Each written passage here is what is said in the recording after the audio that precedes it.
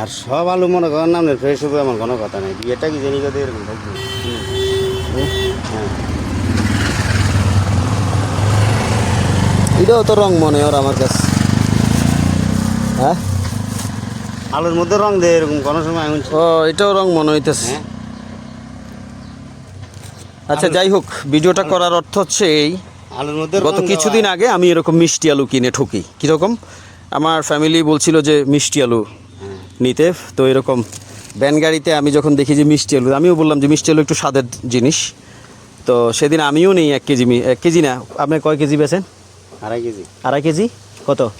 100। 100, মানে 2.5 কেজি 100 এরকম। তারা অনেক ভ্যান গাড়িওয়ালাই বিক্রি করে, তার দোকানে অনেকগুলো পণ্য আছে, তারা এরকম পথে পথে এসে এইসব মালগুলো বিক্রি করে আর কি, ফেরিওয়ালা। আসলে যুগ যতটা আধুনিক হচ্ছে ততটা মানুষ আসলে হাতের কাছে সব কিছু পাচ্ছে, এটা হচ্ছে তার প্রমাণ। তো এই মিষ্টি আলু নিয়ে কথা বলছিলাম। মিষ্টি আলু যখন কিনছি, মিষ্টি আলু আমিও একটু আগ্রহ প্রকাশ করি, কারণ মিষ্টি আলু অনেক স্বাদের জিনিস। তো এটা যখন চুলায় সিদ্ধ করলো তখন পানিটা পুরা লাল হয়ে গেল, আলুটা সাদাই বের হয়ে আসলো। তো জানি না এই আলুওয়ালার সাথে আমার কথা আর কাটাকাটি পেঁচালি হয়েছিল একটু।